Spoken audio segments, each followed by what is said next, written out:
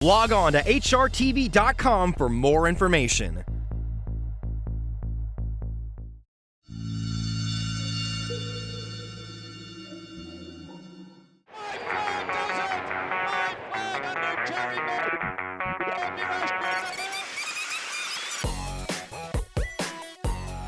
This is HRTV Rewind, taking a look back at the racing week.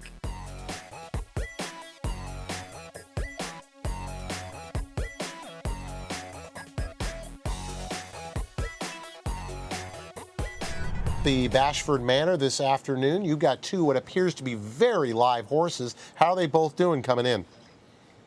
Well, I can only say they're really doing well. The horse X Factor is obviously the speed horse in the group, and I look for him to make a very, very strong run on the front, and hopefully Bonaparte will pick up the pieces from behind. A lot of people, including trainer Tom Amoss, are really thinking that Sum of the Parts is all that, and he's got the same style, similar 45 and change speed as your horse. Tom Amoss is going to have an idea to go to the front. Well, you might have to change his plans.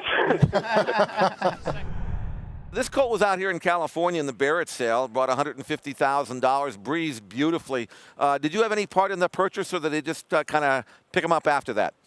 I did not. The credit goes to Patty Miller, and I got a phone call right when I just got into Keeneland, so this would be early April, saying that I had a horse coming my way, and at that point I went on the computer and I watched his breeze, and he did it very well, and he hasn't disappointed me since. He's been easy to train and gone right through the steps. I was actually quite surprised he didn't break as sharp as I thought he would in his debut. But, you know, Jeff, as you know, those are the things that occur in racing, and not only was he able to overcome it, but he looked good in winning. Inside the final furlong they go. It's X Factor who has gone to the lead. Some of the parts back in second. To the inside in third is Frisken. To the outside it's Power World. But up towards the line, X Factor takes the Bashford Manor. Power World in second. Frisken may have just taken third, followed in fourth by Some of the Parts.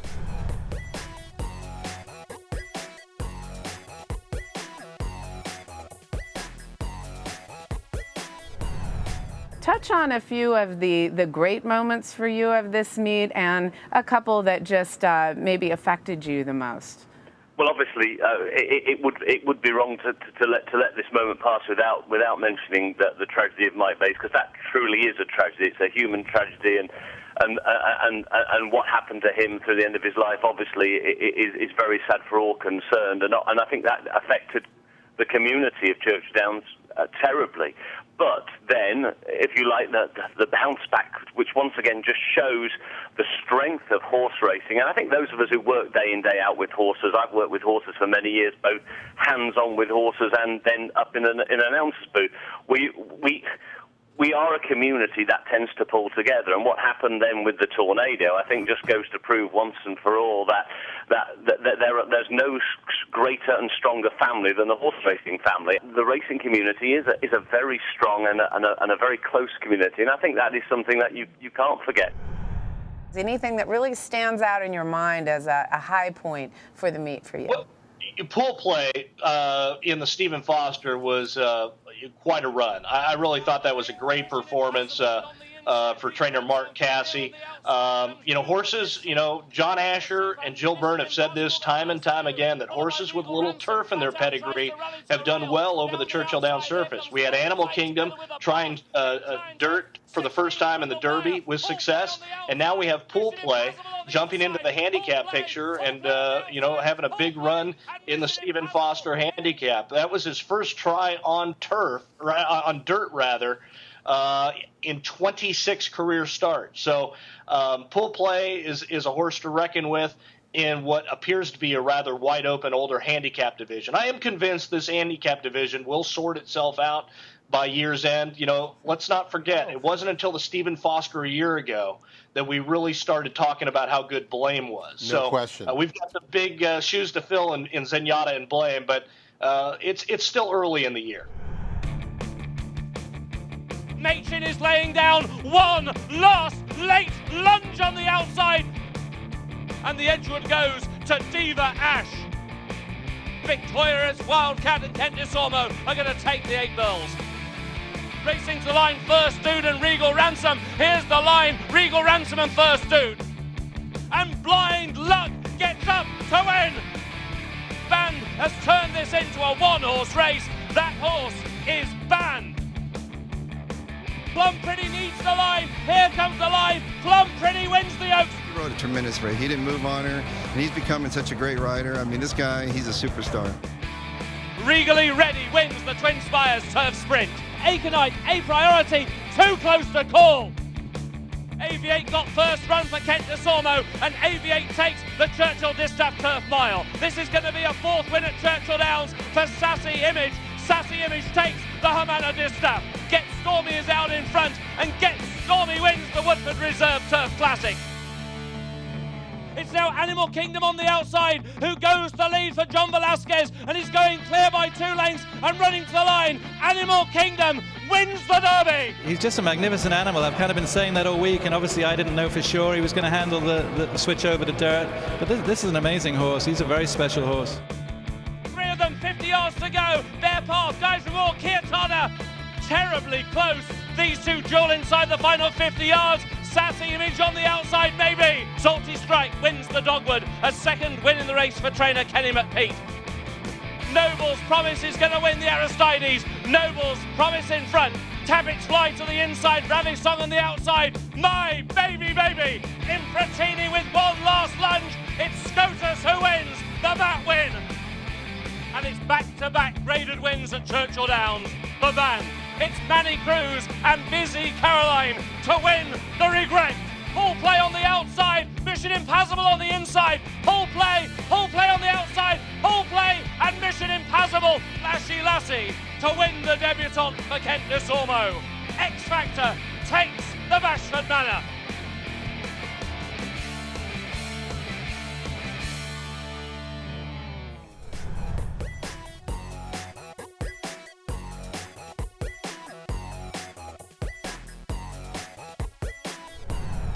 I really applaud the Breeders' Cup for doing this. The simple fact that when you hear the term win and you're in, for a lot of people out there who are maybe novices, they were saying, well, if you win a race like this, of course you're in, but to actually have your fees paid, do you feel that's going to spark not only a lot of interest here, but even more interest as the years go by in the Europeans?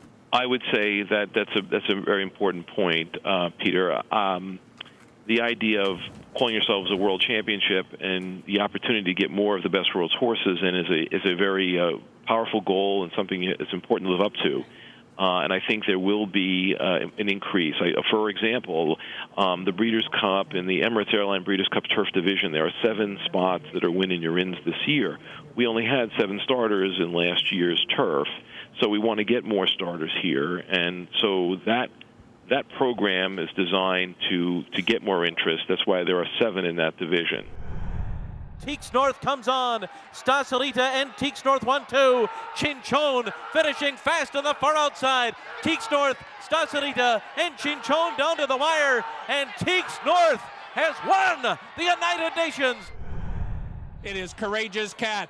Cara Cortado to the outside. Courageous Cat's a neck in front. Cara Cortado tries to outfinish him. It's going to be close. Courageous Cat half ahead. Cara Cortado to the outside. Courageous Cat. Cara Cortado. Courageous Cat. All right, you got a little bit of time. Bullet drill here, let's Jeff. do it. All right. Okay, so we've got the United Nations at Monmouth Park. Yes. What's the #1 purpose of the UN? I would hope it's for world peace. It is. It is? Yeah, it is. It's Okay. a broad purpose. Okay. Yeah, it All is. right. The Shoemaker at Hollywood Park, both our races Okay. are best bets. Both our horses. Right. In that race, how many lifetime wins for Bill in the saddle? That was 88, 13, was it? 88-33. See, John White would be on. Oh, yeah, 33, okay. 88-33. I was 88 something, I don't know. I was close, but you're right, John White would know that. You're watching HRTV Rewind.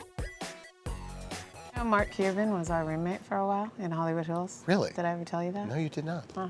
Just when he was just a little computer 6 geek. Degrees of Joanne Jones. It's going to be a new game. Forget the Kevin Bacon one. Yours is more interesting.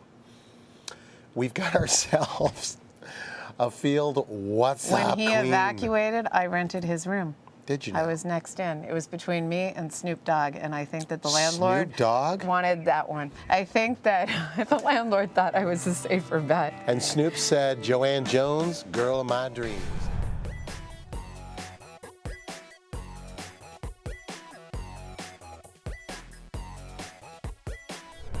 I got teary-eyed hearing you afterwards. That has to be one of the more emotional moments you've had in racing. You know what it was? I mean, just because everything that we had gone through, moving here to New York, and it just kind of felt like, wow, it just all come together, and it made a big time special, my wife being there at the track. I mean, the kids were at home, but, they always watch the races on TV, but it just meant a lot. It made it all special. One of those things, I never thought I'd leave Southern California. Now I'm here on the East Coast, New York, and now to win the Belmont Stakes made it all the more special. So it was very emotional.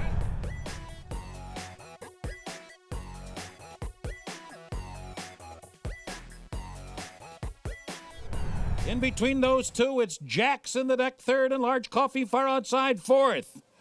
Tarpey's Goal wanders to the outside. Jacks in the deck comes away with the lead. Jacks in the deck is an upset winner in the Futurity. Good-looking girl fifth, a furlong to go. A Million Reasons Why in front. Say Novena second on the inside. Dancing Anna third, coming down to the finish.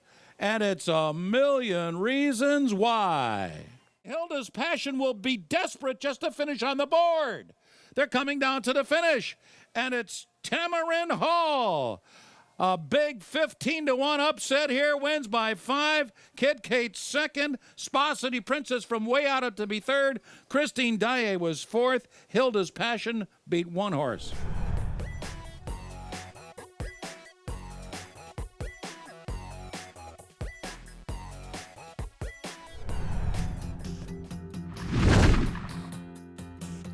Perhaps the most memorable Futurity of all time was the 1977 edition that brought together two colts who would eventually contribute to one of the most intense and bitter rivalries in racing history. Calumet Farms' Aladar had faced Harborview Farms' Affirmed in a race called the Great American Stakes at Belmont Park in July, and it was Aladar who came away with a thoroughly convincing 3 1/2 length victory, but Affirmed even the score in the hopeful at Saratoga 2 months later, setting up a rubber match in the Futurity with a possible championship at stake. This was the 1977 Belmont Futurity, and doesn't it look eerily like an exact replica of the battle royal between these two same colts that would take place 9 months later? Under a strong whip, however, Affirmed coming back along the rail. It's Aladar and Affirmed, and these two still heads apart. Affirmed has a head in front nearing the wire. Deja vu in the following year's Belmont Stakes? Well, it sure seemed that way when Aladar on the outside and Affirmed along the rail went toe-to-toe once again with a Triple Crown on the line. It's Aladar and Affirmed battling back along the inside. We'll test these two to the wire. Affirmed under a left-handed whip. Aladar on the outside driving. Affirmed and Aladar heads apart. Affirmed's got a nose in front as they come onto the wire. When the final tally was reached in head-to-head competition, Affirmed would have 6 wins to Aladar's 3, although one of Aladar's victories came when he actually finished behind Affirmed at the Travers, but was moved up via disqualification.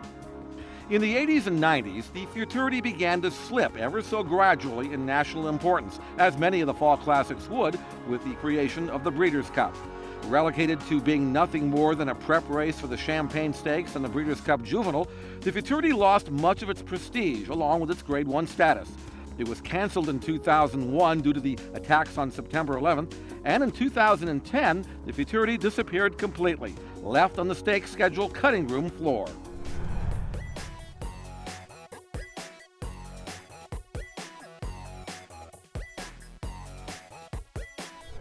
Distorted Legacy. Big win last time out, stepping up in class. How's this one going into the race? Well, I'm taking a little bit of a big shot here. I mean, I'm stepping up in class maybe too soon. But the options are very little. The filly's doing fine. Like you said, the last race was a pretty decent race. So we're going to take a shot. On the far outside are Betty Grable fourth, a furlong to go. Ask the Moon, Distorted Legacy on the rail. On the outside, Satan's Quick Chick. It's those three for the final 100 yards. Distorted Legacy, and Satan's Quick Chick. Distorted Legacy, the winner.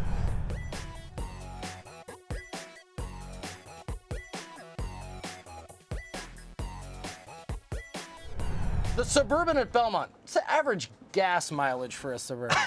I don't drive it. That's a gas guzzler, right? Yeah. I mean, 15? I don't know.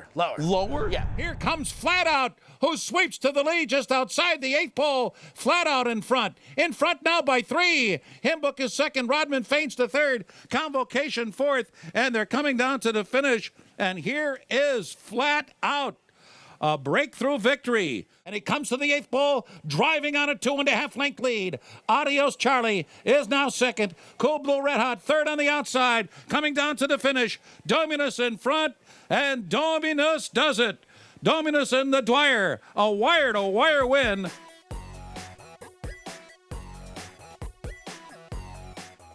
You're watching HRTV Rewind. As promised, we're going to get you that 11th race at Calder. One caveat, however, you got to deal with yours truly as the race caller. Let's go out to Becky Witzman for the call of the 11th race on the card. And it looks like everyone got off to a good start, and that might be the 4 there on the inside. The favorite, Alice, is Alex, also making a run on the outside, as starting to get leg weary on the front end is Indonesian in the blinkers and has nothing left as they head into the top of the stretch. The gelding by Colony Light picks up the first win in 16 career starts.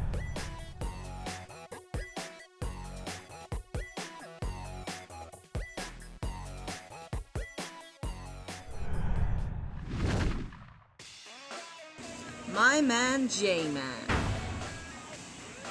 What are you doing, little fella? Huh? Look at that. Huh? Look at that. You got the look of eagles. Or maybe sparrows. You're not very big, are you? This is your first look at J-Man. What do you think, Jay? Licking the lips?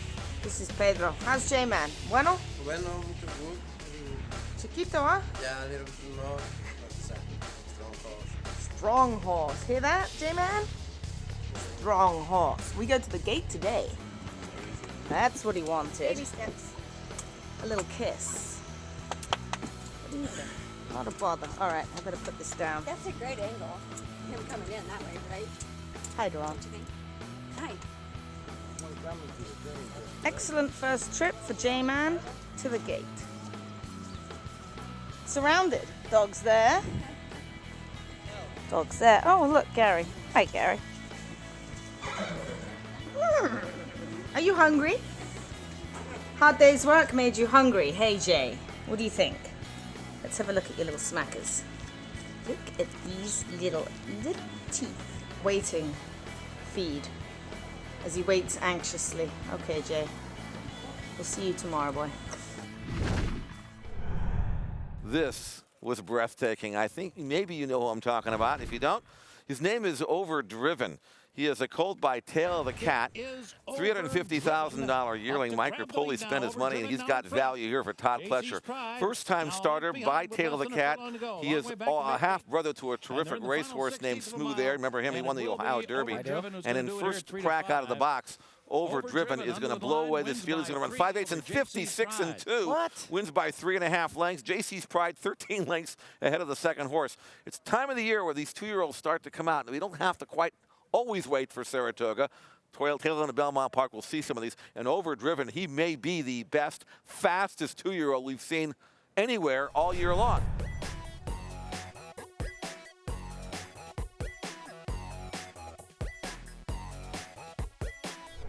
For you, what has been the key to coming so far so quickly?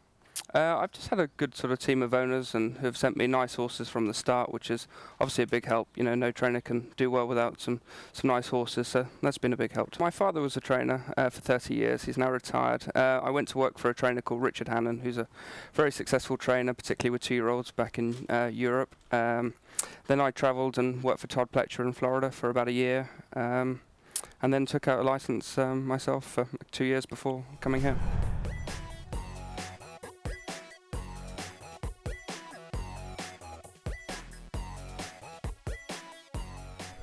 Joanne, I have an awesome American flag headband that I think I'm going to send your way. All right, and It's pretty she's going to unique. wear it. She is going to wear it, okay? She'll wear it. I She'll wore the totally wear it. tie. Okay, I'm going to She's send it wearing to the you. headband. Does it like tie on and Who like be like a cares? sous Yeah, chef Who or cares? something? You're wearing it. Flag right on top. A flag It's gonna look on good. top. It's going to look good. I'm there. Okay. Yeah. If you send it, I will actually put it on. Final furlong, and here comes Devil by Design to just strike the top. Title between horses. Dr. Zick at the rail. La Roca is running on. Then Hot Mama, but it's Devil by Design and Corey Nakatani. Devil by Design was rested and up to the task. La Roca finished second to Devil by Design. Then Title Pool, Dr. Zick, and Hot Mama. Who I was next.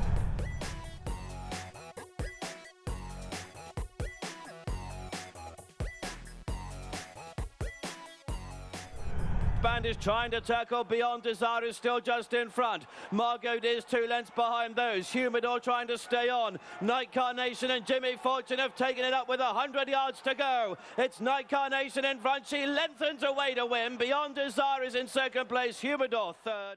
They're coming to the 2 marker now. Workforce continues to be in front. So You Think at the moment is struggling to get to him. They're heading towards the last furlong. It's still Workforce who shows in front. He's about 1.5 lengths ahead. So You Think now coming on the outside to throw down his challenge, and he's coming to get him. So You Think now and Shamey Effort have come through to the stand side to take it up. Workforce and neck behind him in second place, and it's So You Think who won the Corin Eclipse.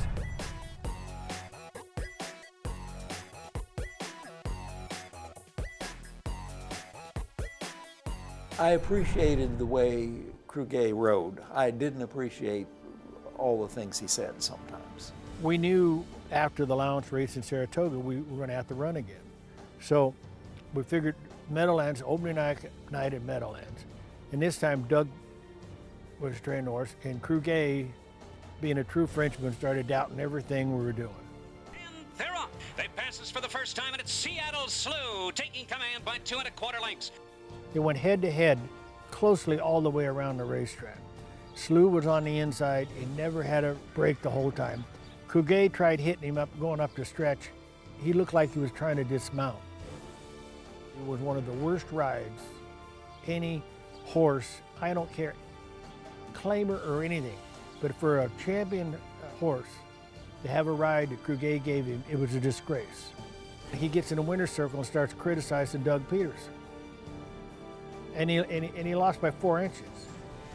I'm proud of my opinion. 9 out of 10 times I'm right, so I stick to my opinion. Every sports writer in the world knew in the Marlboro, against a firm, Cordero would be on the horse.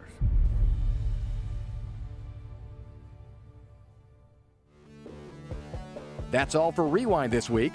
Here's a look at what's coming up next week on HRTV.